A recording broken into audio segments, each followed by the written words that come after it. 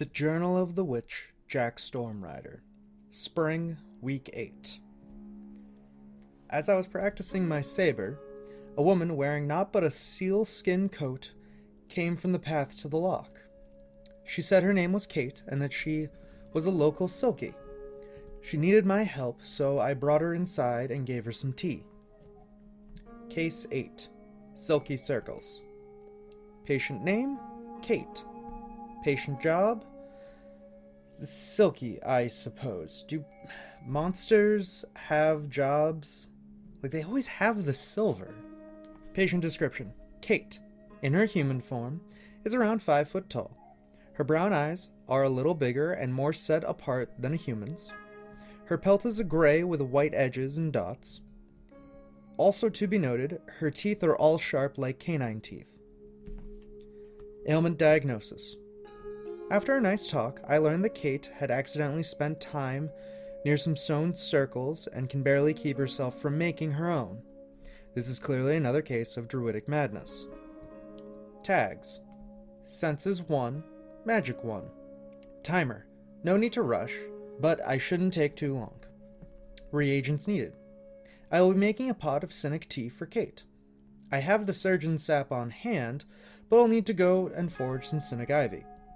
With a strong wind and clear sky, I headed up Moonbreaker Mountain. As I traveled through the foothills, a rather large billy goat took offense to me and chased me for a good while. Deep in the foothills, I found a carriage wreck. Looking over the area, I found scorch marks of magic, fire, and blood of a witch, long dried. There were no bodies in this carriage, but why would the old witch attack some carriage? I found no crests or signets of who this carriage could belong to. I will have to ask around town. Note: if the council has any information on this, I formally request any and all files pertaining to the former witch of High Rannoc. After marking this clue on my map, I returned to my search for cynic ivy. Checking all in the normal places revealed only over-harvesting. So I climbed higher and higher up the mountain. The wind bit my flesh with its cold and, more than once, had to make a rather perilous climb, but I reached the summit. As I stood above the clouds, there was something flying and glittering in the sky. It took notice of me, and once it came into view, it was clear that it was a star dragon. Its scales were dark, with pinpoints of glittering spots. It was like a night sky made flesh. In a voice like shadow and starlight, it congratulated me on my climb and welcomed me to its domain. It gifted me a piece of moonstone and a story of a constellation. I later made sure to add it to my star charts. The story was as a dream, though. I remember the feeling of it more than the story of it. It filled me with loss, sorrow, followed by hope and comfort. It was akin to a lover losing someone and living out the grief until it subsides. I don't completely remember how I made it down the mountain or how I came across the cynic ivy. Cynic tea. Cynic ivy, boiled for senses and magic. Surgeon sap, raw for sweet. Bring half a cauldron of water to a boil. Add cynic ivy whole. Let the ivy boil for 5 minutes, then strain into a teapot and stir in surgeon sap. Pour into mugs of choice. Kate enjoyed her tea, and we talked about shape-shifting magics.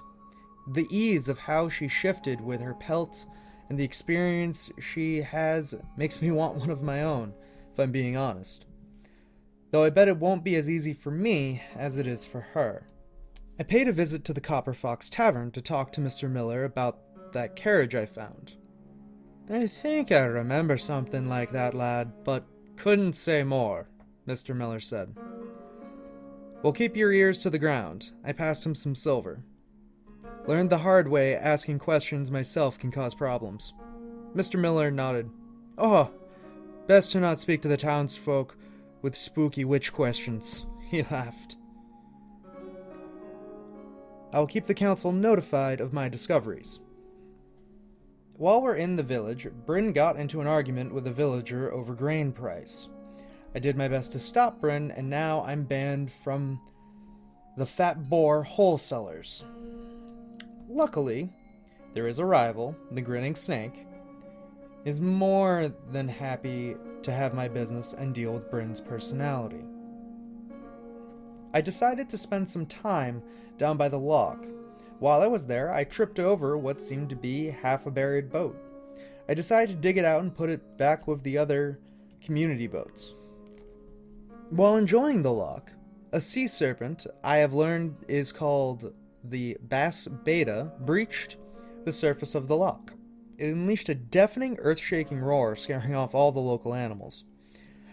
I wonder why this creature is so anguished. While training with Orla, I asked her about the sea serpent. She told me its name and that the bass beta was a gentle guardian of the ruins below the lock. It was apparently always there. Rarely seen by most, it shows itself to witches and heroes. An interesting rumor, perhaps there is something to it. I stopped in at the Copper Fox to see if my net caught anything. Mr. Miller had some luck, an old mayor's aide from years ago. Apparently the old witch had discovered something about a noble. The surname was forgotten by the aide, though. The noble was a sorcerer who was attempting to learn the secrets of necromancy or blood magic. The old witch got orders to take him out. End report.